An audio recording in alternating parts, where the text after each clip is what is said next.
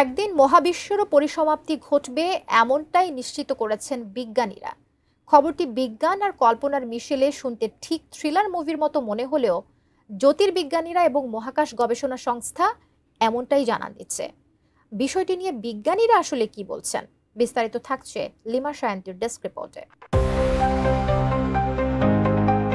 বিজ্ঞানীরা নিশ্চিত করেছেন একদিন মহাবিশ্বেরও পরিসমাপ্তি ঘটবে, তবে এটি কোনো আকস্মিক ঘটনা হবে না, বরং এক দীর্ঘ ও ধীর প্রক্রিয়ায় ধীরে ধীরে নিভে যাবে মহাবিশ্বের আলো।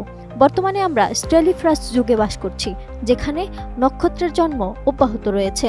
এই যুগ শুরু হয়েছিল বিগ ব্যাং এর প্রায় 1 মিলিয়ন বছর পর এবং এটি স্থায়ী হতে পারে প্রায় 100 ট্রিলিয়ন বছর পর্যন্ত। তবে এই উজ্জ্বল যুগেরও একদিন সমাপ্তি ঘটবে।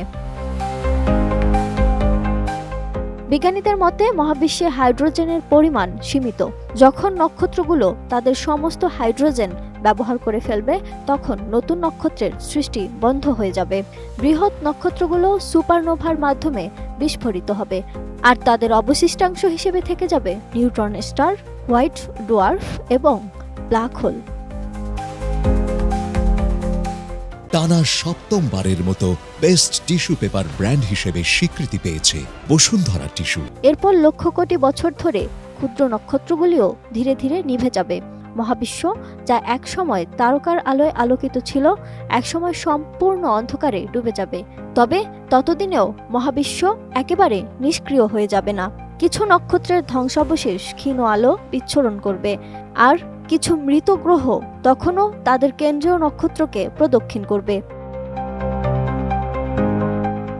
অন্যদিকে ডার্ক এনার্জির প্রভাবে মহাবিশ্বের সম্প্রসারণ থামবে না, বরং তা ক্রমাগত বাড়তে থাকবে। ফলে একসময় গ্যালাক্সিগুলো এত দূরে সরে যাবে যে নিকটতম গ্যালাক্সিগুলিও দৃষ্টিসীমার বাইরে চলে যাবে। 13.8 বিলিয়ন বছর বয়সী বর্তমান মহাবিশ্বের তুলনায় ভবিষ্যৎ আরও দীর্ঘ এবং রহস্যময় হতে চলেছে।